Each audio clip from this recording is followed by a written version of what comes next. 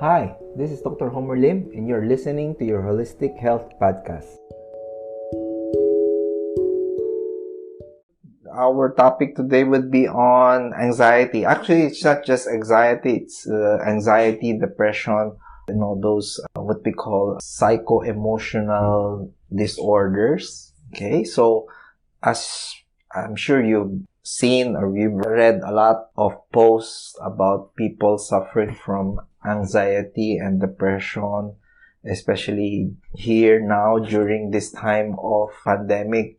Because of this, our movement has been limited. Our way of life has actually been disrupted, our normal way of life. So because of this, a lot of people who are, have some form of anxiety, they develop some form of more anxiety. And of course, with anxiety developing or, it becomes more unmanageable to a lot of people, no? So what happens is they go into cycles of anxiety and then they feel helpless, then they go to some form of depression. So it becomes then parang a vicious cycle. So for those who have these issues, I'm sure you're very, very familiar. But for those who are not aware or familiar with what really goes on to people who have anxiety or depression no, they have this lingering thought, no, that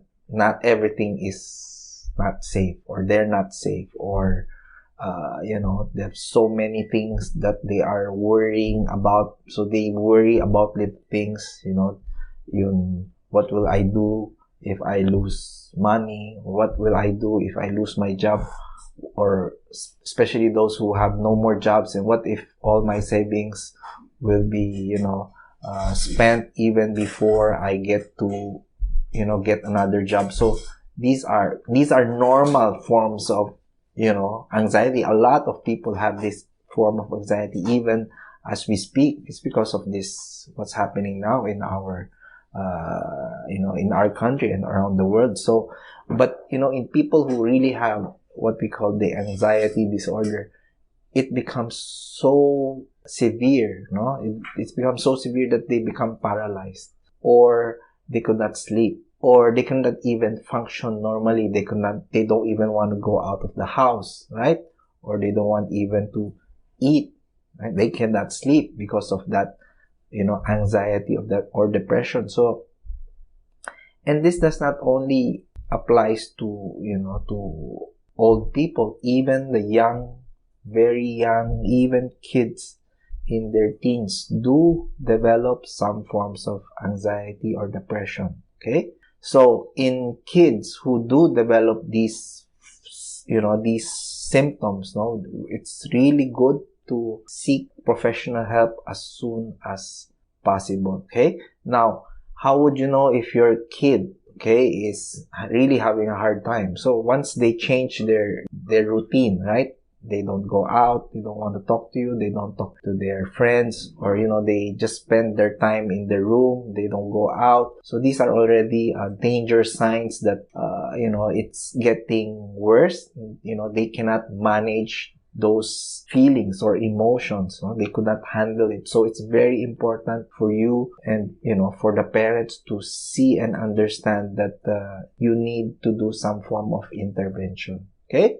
So, but there are also other kids, okay, who are very, very good in hiding their emotions, their thoughts, So these are the ones that are really hard to catch, because as you might know, or you might have come across with stories wherein suddenly, you have your friends or your friend's son or daughter suddenly commit suicide without even showing any signs or symptoms of emotional or psychological disorder. So these do happen. Okay, so it's really important to to just keep an eye on your family or your children, because sometimes it's really hard to to detect until only when they're really at the very edge, then they flip, and then suddenly you're faced with with the problems of them wanting to end their life. So it's very, very important for us to realize, be open. I mean, we should not be even say, oh, that will never happen to my children. So we have to keep that open mind, just to make sure that we are, everybody will be safe, especially now in these difficult times. Okay, so what are the things that we can do, especially if you have these forms of emotional or psychological problems? Okay, so usually for patients who have anxiety, then we try to talk to them, or we try to give something to calm their nerves, to calm their mind, slow down their thoughts, not to make them to what you call rummage through their own emotions. So it's very important to help these people with anxiety, make sure that we are able to calm them down, make them sleep better. Okay, so there are many ways. We can do acupuncture, you can do herbs, or a combination, some form of counseling, meditation that would also help in patients with anxiety or depression. Okay, now one other treatment that I think is very, very effective and quite safe, non-invasive, is the use of what we call light therapy, which is, there's specific wavelengths. For anxiety, for depression, we can use what we call the yellow light. So it's called what we call photobiomodulation, which is using light, okay, certain wavelength. Now, for those who have anxiety, depression, difficulty sleeping, then you can use the yellow wavelength, which is very, very good in calming them down, make them sleep well, make them more relaxed and less likely to develop anxiety and depression. Now I will read some questions from our listeners and answer them in this segment. So Gerald is asking, is anxiety hereditary? In some form of, not just anxiety, there's really, if they have family history of depression and anxiety, or what we call bipolar disorders, they do have some genetic abnormalities, especially those who have genetic abnormalities to what we call methylation, or what we call they have a different metabolism or different way of processing, especially the B vitamins, the folic acid, so the folate. So some people do have the genetic forms of depression or anxiety. But again, even though you have that risk or that likelihood because of the family history, it doesn't become apparent until you get a trigger. So there are traumatic events in your life then that could trigger that certain anxiety or depression. So it's not automatic if your family has a strong history of bipolar or depression. It's not automatic. Usually these people have what we call triggers that would trigger that anxiety or depression. So that's why it's very important to be able to deal with these triggers or life events that becomes traumatic. If we are able to address that properly, then their anxiety and depression is easier to manage. Okay, Laura's asking, does chemical imbalances or what we call neurotransmitters, so Laura's referring to neurotransmitters in the brain. So do you have chemicals in the brain is called neurotransmitters? Do they come before or after what we call anxiety or depression? Actually, it could come before, and most likely it is really in conjunction. So people who have fears and depression, normally they already have some form of neurotransmitter or neurochemical imbalance. Okay, and then once stress is once they have stress, then they have difficulty in sleeping, then it becomes it becomes, how do you say, multiplied. So the chemical imbalance becomes worse because of the poor sleep. They sleep in the morning, wake up in the evening. So these things can make your neurotransmitter or chemical imbalances in the brain worse. Okay, John asking, how do you avoid thinking about fear of dying? Okay, I think everybody has that certain fear of dying. I mean, it's because it's an instinct. Everybody has that innate instinct to be afraid of dying, okay? But of course, in a certain group of people, especially those who have seen actual people dying, or, close family or close friend dying, quite suddenly, dying without any clue, with suddenly dying, then they have this certain fear. Again, it's an anxiety issue, okay? So you can't really avoid thinking, but rather, I would say you try to do some form of meditation, or you try to talk to a professional counselor or a psychiatrist or psychologist to understand why suddenly you have this sudden feeling or fear of dying, that is, causing so much stress on the person. So one way I would ask patients is to do some form of meditation. So when we do meditations, there are many forms of the meditation. So one way of meditating is just to clear the mind. Close the eyes, and then, in a very nice, quiet, relaxed, state in a room, okay?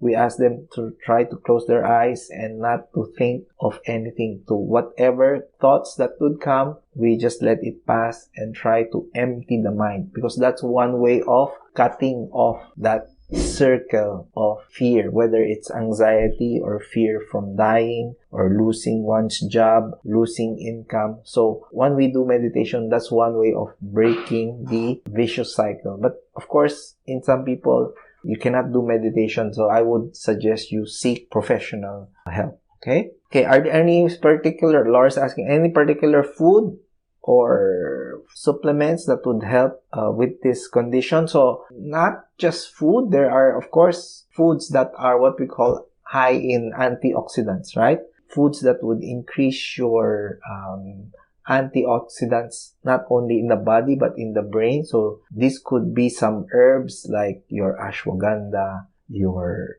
valerian, okay? For those who have depression, then you can take like essential oils that will help bring up your mood. So there are many ways actually to sort of adjust your emotions or psychological states by using also some form of aromatherapy, essential oil, and herbal products. Okay? So does environment play? Of course, does environment play an important factor? Definitely. Especially now, we're in a period of severe stress because of the limitation in our movement, limitation in our how we conduct ourselves. It has been disrupted. So before we could go out, without thinking of anything. Now we have to be wearing a mask, face shield, and alcohol every few minutes. That really adds up to anxiety or what we call emotional stress. So really, environment, more than genetics, your environment, not just your physical environment, your emotional environment plays a huge role in your overall mental or emotional state. So we have just to be aware and conscious of, what are the things that, triggers that certain anxiety or fear. So once you're aware of it and you're able to address it, then anxiety or fear or depression would somehow be more manageable. No? Okay. Laura's asking, can cinnamon help? Well, it could be. There are many aromatherapy or essential oils that are really very good in lifting the mood or calming the mind, no? Without mentioning any specific products. Actually, you have to be aware of some of the essential oils are actually chemically made, not natural. So we have to be aware and conscious where we get these aromatherapy oils. Okay. Can triggers be toned down? So as I said, once we are able to recognize the trigger, what causes our anxiety, fear, depression, then we're able to manage that certain emotion quite easily. So again, it's more of awareness. What's causing me to trigger? I fear because, I don't want to lose my job, but I cannot go to work because there are no cars or no public transport. Therefore, I'm stuck at home. Then I'm going to lose my job. So how do you manage that, right? It's so hard to manage that. Honestly, that's really the biggest problem of a lot of Filipinos now. And I feel very, very bad for these people who wants to go to work but could not work. Okay, so how do you address that? So the best way to address it is to try to find other sources of income, so you won't be feeling stuck, or what we call stuck, or boxed in a situation that you don't want to be into. So that's what a lot of people are doing now, because they could not go to work, so they do some baking, cooking, trying to sell stuff online. So these are things that would help assuage or lessen the anxiety or fear of being in a situation wherein you don't want to be in the first place, right? Can our reactions, yes, so Laura's asking, can your reactions be modified to handle triggers? Again, once we are aware what is the cause or the trigger, then of course we can adjust how we react. Are we overreacting? Once we recognize we're just overreacting to this trigger because it has triggered past emotions or past events, so it becomes a trigger to those past events. But once we recognize them, then it'll be easier for us to understand that these triggers are artificial, or these triggers is actually a reminder from our past experiences. So, but once we recognize that it's just a trigger, then our reactions can also be adjusted, right? Miss Merle is asking, can Goto Cola help? Actually, Goto Cola is really excellent for those who have poor memory. Okay, so if you have people of your family or friends who have poor memory, their blood circulation in the brain is not so good, then you can take some Goto Cola. Okay, so Miss Johnny is asking, once you started antidepressant drugs, is it true that you need to continue it, or else the condition or your depression would get worse? Okay, the most important thing is, if you're taking antidepressants, you cannot suddenly remove or stop taking it, because you will go into a rebound. So it's very, very important for us to realize, okay, that these antidepressant drugs can affect our chemical imbalances in the brain. So once you remove it, you might go into a rebound, which might become worse. Okay, so do you need to continue it? Again, it depends on how well you are able to adapt,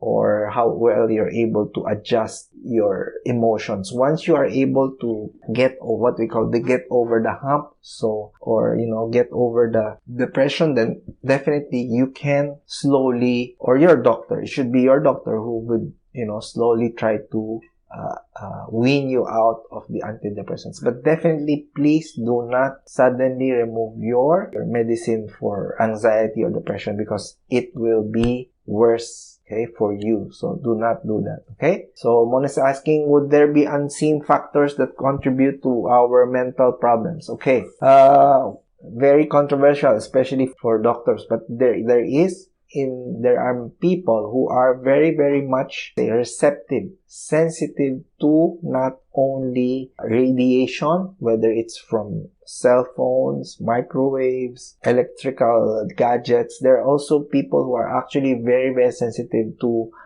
what we call unseen or changes in the electromagnetic field. Right? So that's why, if you have heard the word lunatic, the lunatic is a word coming from moon, because in some people, and it's true that in some people, because of the full moon, they become crazy, or they become not the usual person that they are. So these people are actually very sensitive to electromagnetic radiation or frequency. So there are certain people who are very sensitive to this. So we have to understand that there are also unseen or untalked about factors that do contribute to anxiety and depression. Okay, so Francois is asking, hormonal imbalance causes depression? Definitely, especially in women who suddenly have what we call menopause. they do develop, suddenly they have developed anxiety, depression, and both, no? Men also, when they have a lack of testosterone, they become undecisive, okay? And then they go into some form of depression. So hormones do have an impact on your psycho-emotional health. Okay, so just Johan asking, if you take an anticonvulsant medicine, can it cause depression? It's not actually depression. When you take anticonvulsant medicine, what it does, it try to slow your brain's electrical activity. So once your brain's electrical activity becomes slower, then it appears as if you are depressed. No, so it does happen in some people wherein if they take anticonvulsants, they appear depressed, but they're not actually depressed. It's just the brain activity has actually slowed down. So it does, yes, it does happen. So, but it's not really depression. It's just the anticonvulsant taking, trying to slow down brainwave activities. Okay? Electric shock do the trick. Actually, in people who have severe depression, they do what we call the electroconvulsive therapy. And it does have a very substantial impact. People think, doing a electroshock therapy is actually very traumatic to the person. Actually, when they are on the electroconvulsive, they're already sleeping. So when they're actually, sleeping. So they don't really feel any pain or discomfort when they're doing their shock. So actually, electroconvulsive therapy, or what we call ECT or shock therapy, actually quite therapeutic in patients, especially in patients who have what we call drug-resistant depression. Okay. Elaine's asking, can chocolates and banana help avoid depression? I'm sure chocolates do. Especially in women who that's why a lot of women like chocolate, because it can actually improve their mood. Banana, I really haven't heard of any, unless you really love banana, but I haven't really encountered anybody taking bananas to avoid depression. But definitely chocolates can increase your mood because it can increase your neurotransmitters, no? Especially your what we call dopamine, no? Okay? And that's where you get the food high, no?